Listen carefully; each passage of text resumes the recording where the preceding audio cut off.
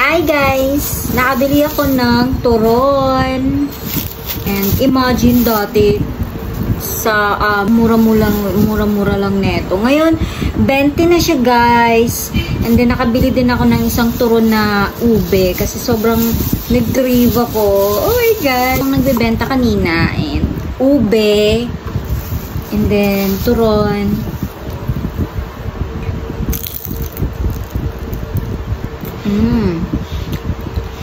Sarap. Sarap ng ube.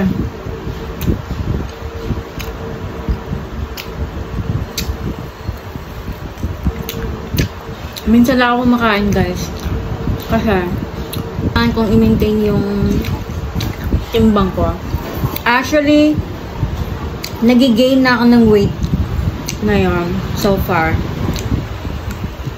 I'm 36 or 37 and now I'm 38.5. So, malapit na ako mag-40. Pag 40 kilograms ako guys, medyo lobo na ako.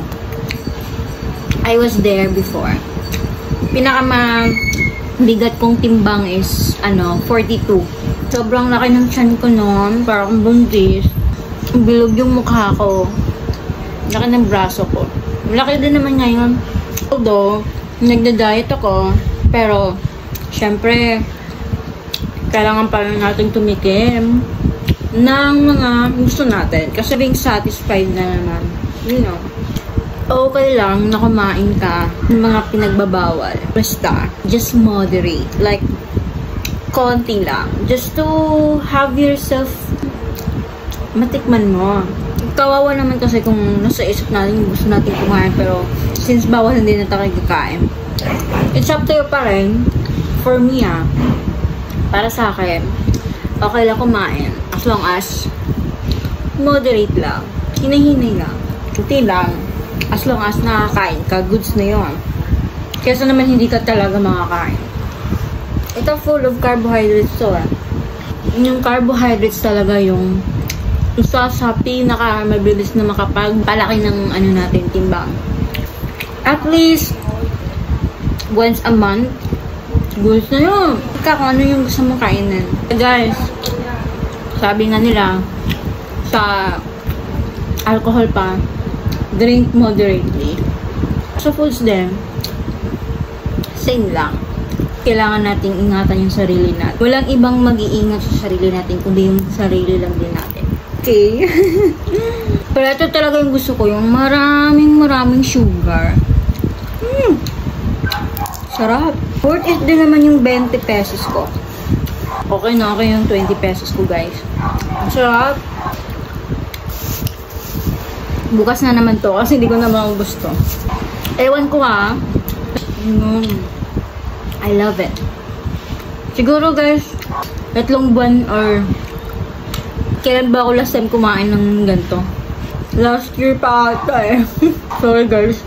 Ang kakakutig na. Sarap kasi. Parang sobrang na-miss ko siya. Kaya minsan din, kailangan din natin ma-miss yung isang pagkain. Kasi na-appreciate mo pag nakakain mo siya. Promise. Iba dyan. Palagi lang nagpa-fast food. Hinay lang guys. Kasi sa akin, kumakain lang talaga ako sa fast food pag nag-crave ako. Unless walang mga libre. Nang libre, i-grab na natin yun. Libre yun Pero minsan din, pag palagi yung libre, wag na guys. Kasi, kasama din yung palagi nagpapalibre tayo. Guys. Anyway, sa gilid-gilid ko lang to binili guys. Galing ako ng hypermarket. May turon din doon. Saging and ube din. Kaso, talagang sariling counter, kailangan pa daw akong pumunta ng customer service para magbayad and then balik na lang ako doon. As a customer, it's very hassle, diba? Sabi ko, ate, sorry na ako. So, hindi na lang muna. When I asked, she said that 25 pesos daw each. So, may nakita ako. nagtitinda ng turon. And imagine 20 pesos lang. Kailangan, you have to think na hindi mahahassle yung customer. Bibili talaga yung customer. Ready na. Diba? Kasi pagtingin ko dun sa customer service, ang haba ng pila. Instead na mag-antay, umuwi ako. Tingin ko siguro talaga na kumain today ng ganito. Nakakita ako. And, sobrang sarap. Ang bait pa ng, tindera. Gusto ko talaga sa mga binibilhan ko, mga foods. Especially foods, yung pleasing personality, di ika nga. Maganda yung pakikitungo. Smile. Yun yung pinaka-importante at saka pinaka-gusto ko pag bumibili ko. Yung mafe-feel ko na thankful yung tendera dahil bumili ako. Yung ganun. Kasi, I feel na yung masaya siya.